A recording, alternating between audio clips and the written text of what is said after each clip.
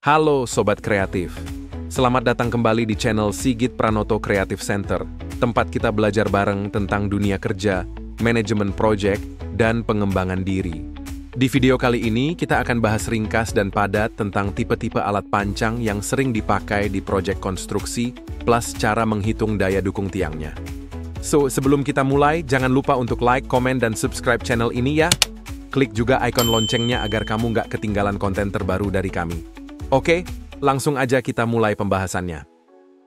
Tiang pancang adalah elemen struktur berbentuk batang atau kolom yang terbuat dari beton, baja, atau kayu yang ditanam ke dalam tanah untuk mendukung beban bangunan di atasnya, yang berfungsi untuk memperkuat pondasi dan mencegah penurunan atau amblasnya bangunan.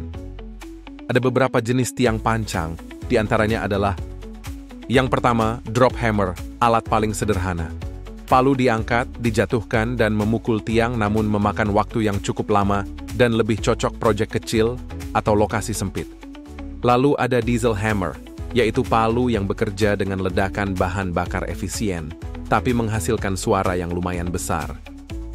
Kemudian, hydraulic hammer, lebih modern dan lebih senyap dengan menggunakan tekanan hidrolik untuk menggerakkan palu, namun dengan biaya lebih mahal dan lebih cocok untuk pengerjaan di area padat penduduk, proyek dalam kota. Keempat, vibro hammer yang bekerja dengan menggetarkan tiang agar masuk ke tanah.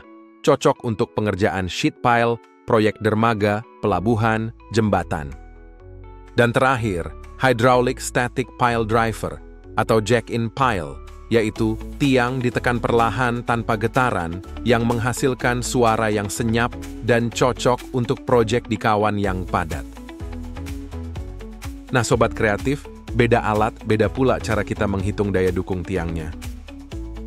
Untuk alat dinamis seperti drop hammer, diesel, hydraulic hammer, kita pakai rumus dinamis seperti Hailey formula.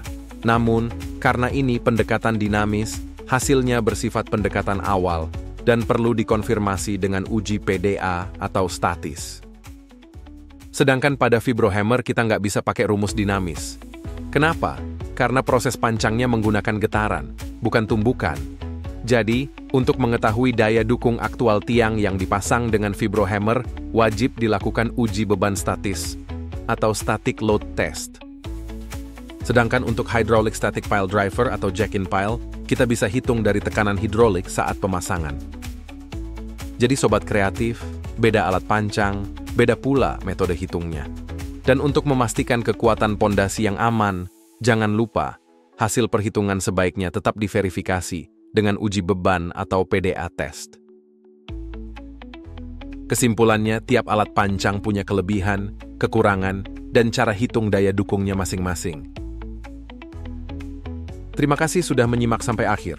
Jangan lupa like, share, dan subscribe channel Sigit Pranoto Creative Center untuk konten menarik lainnya tentang dunia kerja dan manajemen proyek. Sampai jumpa di video berikutnya.